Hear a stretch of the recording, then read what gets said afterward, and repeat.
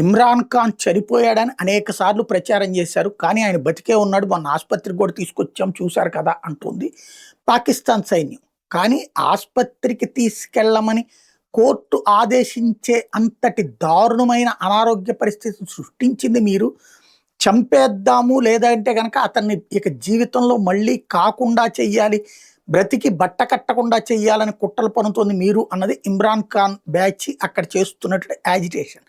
ఇమ్రాన్ ఖాన్ని ఆస్పత్రిలో ఉంచి ట్రీట్మెంట్ ఇవ్వమంటే, ఆ తర్వాత కోర్టుకి రిపోర్ట్ ఇవ్వమంటే, కోర్టుకి ఏ రిపోర్ట్ ఇవ్వకుండా, కోర్టుకి పర్మిషన్ ఏమీ తీసుకోకుండా నేరుగా ఆస్పత్రికి తరలించేసి జస్ట్ టెస్టులు చేసి తరలించేశారు. అతని ఆరోగ్యం కోలుకోలేని పరిస్థితుల్లో ఉందని చెప్తున్న వేళ చావు బ్రతుకుల మధ్యనే ఉన్నాడు ప్రస్తుతం అని ఒకవైపున వాళ్ళ పార్టీ వాళ్ళు అంటుంటే, అబ్బే అదేమీ లేదని చెప్తున్నారు. అక్కడ సైన్యం బ్యాచ్ చెప్పే పాయింట్ ఏంటంటే, ఈ వంకను అడ్డం పెట్టుకుని బ్రిటన్ వెళ్ళిపోవడానికి ప్రయత్నిస్తున్నాడు, దేశం వదిలి పారిపోవడానికి ప్రయత్నిస్తున్నాడని కథలు నడుపుతున్నారు.